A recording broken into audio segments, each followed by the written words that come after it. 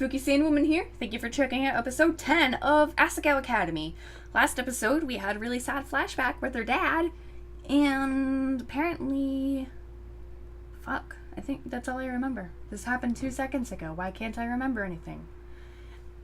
Anyway, let's go on with the story.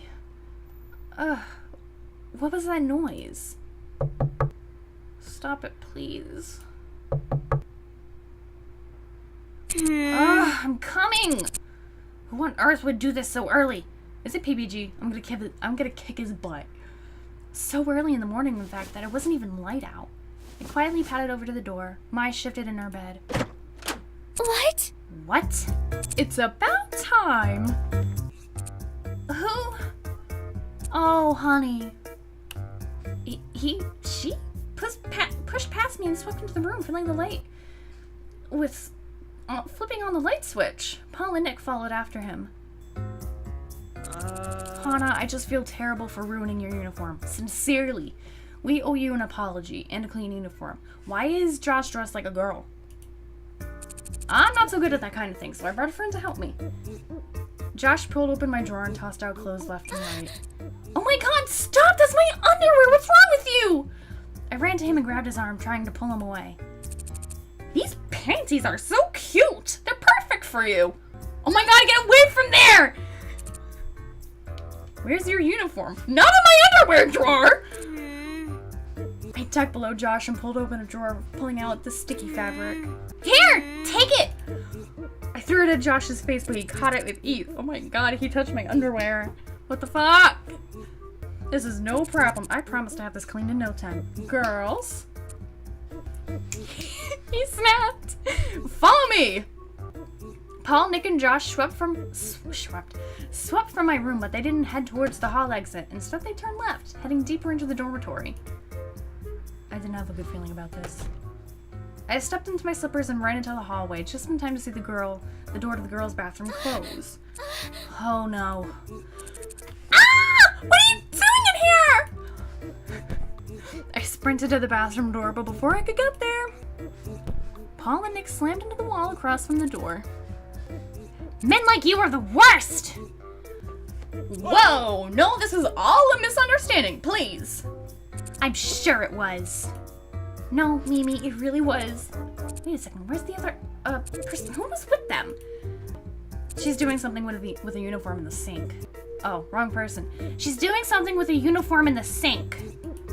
Mimi tossed her head with a sniff and headed back into the bathroom. She actually thinks Josh is a girl. She wanted to be the first! I mean, it's not like the beard threw me off. Josh himself believes he's a girl. That wig is magical. Well, stay out of the girls' bathroom. It's not exactly gonna help your platform if word gets around that you're a pervert. Shadow fell over Paul's face. I sighed. Don't worry, I'll talk to Mimi. Go back to the boys' dorm. Alright. Thank you so much, Hana. Yeah. I watched them scamper away, then headed into the bathroom. Hey, Joshua, Lena. You and I should probably get going. I ran to the corner and found him doing Mimi's hair. Wait, how did I know that his name was Joshua Lena? In a second, Hana, I've got to finish this. Hana, have you met Joshua Lena? She's so good with hair. And look, she's even got the stain off of this shirt. Mimi held up my uniform. Oh my god, he's blushing. Really? Thank goodness. Thank you so much. It's no problem, honey. I guess I'll let you finish. Mimi, you won't tell anyone about Paul and Nick coming into the bathroom, will you? Why wouldn't I? Well, as class representatives, they were just trying to help Joshua Lena get her bearings, and they were showing her where the bathroom was. I should have been the one to show her, but I was asleep and they didn't want to wake me. Oh, well, I guess that's fine then. Thank you. I stood staring at them, unsure what to do next. Just get out of there. Do you mind? I need to concentrate to finish this. Oh, I'm sorry. I went back to my room. Life at Asagao never got easier, did it? Mai was still asleep when I got back, even with the light fucking turned on. There was no way I was going back to bed, so I changed into my uniform, grabbed my bag, and went to class early. My plan to get started on the project Miss Shizuka gave us. As sincere as PBG was, I wasn't quite sure he'd hold up his end of the bargain. I stepped into the classroom and went to my seat, throwing my bag against my desk. A small snap came from across the room. Shane was at his desk, giving me a look. Do you mind? I'm trying to work. Oh, I'm sorry. I looked to the door. It was too late to leave, but I didn't want to be stuck by myself with a guy who clearly hated me. I sat down at my desk and looked at my hands. This is the quietest place I can find in the mornings. Really? Not the library? Shane shook his head. I see. I'll try not to bother you. He shook his head again. You're fine. Do whatever. It'd be awkward if I just sat there like that. So, what are you working on? Shane looked at me, and for a moment I thought he wasn't going to answer. Then he waved me over. I crossed the room to his desk and looked over his shoulder. Several sheets of paper with lately sketched outlines laying in front of him. It looked like they were for comics? Draw comics? Yeah. What about? He shrugged. Whatever. He said it with a touch of finality, so I skipped to another topic. Do you mind if I ask where you're from? Shane gave a heavy sigh. Could you not tell by my accent? No, I couldn't because I don't know what fucking accent you have! I'm from England. This is my second year. Oh. He continued to draw, etching the lines of a British flag above what looked to be a government building. Do you miss it? He finished shading the line before responding. I guess. My whole family's there. You're by yourself? Why did you come here? Class will start soon. Don't you have something to work on? Ouch. Taking the hint, I went back to my desk. Suddenly, the door slammed open. Hey. John! Hey, look! We got here early! Wonderful.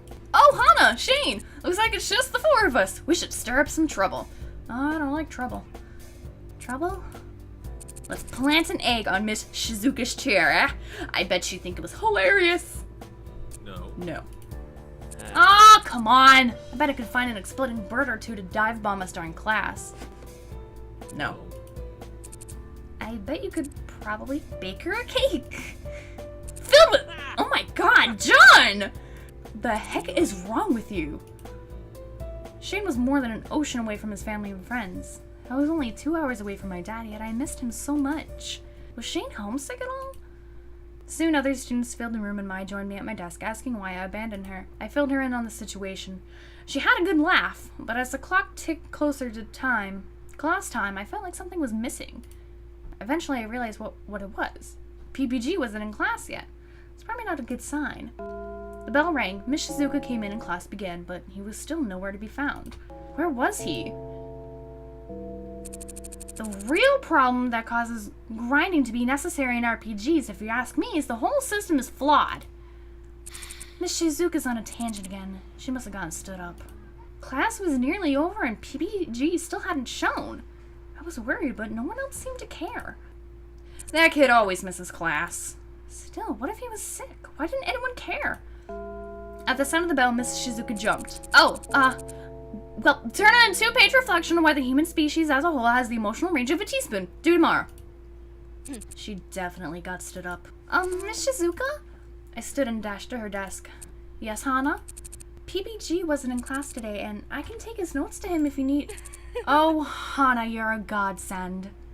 Miss Shizuka's eyes watered. She leaned over her desk and pulled me into a hug. It's wonderful to see our youth have hope. Hana? She pulled me away and stared into my eyes. Don't give up on love. You're young. If PPG is the one you want, you have my blessing. Here, take these papers. Oh my god, Miss Shizuka. She shoved the handouts from today's class into my hands and gathered her things. Bless your heart. She left the room crying. Poor thing. She must have really liked this one. Does this happen often? Often enough. So you're taking that to PPG? Yeah, but now that I think of it, I don't know his room number. 402. How?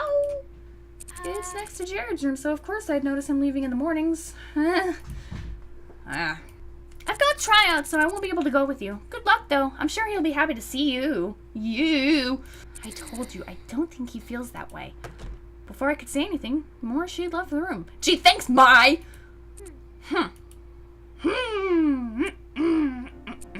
What the fuck was that me? 400, 401, 402. Here it is. I paused in front of his door, my heart in my throat. I suddenly felt horribly stupid about bringing this to him. It wasn't like he would even look at it. He said himself he hated school. But what if he was dying in there? John went to the drama club. He wouldn't be back for a few hours. Sucking it up, I knocked on the door. Who is it? It's Hana. I brought some notes from... The door swung open before I could finish my sentence. PPG beamed down at me. Hana! Hi! Hey. Hi! Come in! Thanks. I stepped into a... This is messy? Fucking bullshit. I stepped into a messy room. Posters lined the walls and small Harvest Noon plushies were piled up on one of the beds, which I assumed to be PBG's. Cute. A TV was in the center of the room. Turby twinkled happily on the pause menu. Turby? Kirby. You were playing games?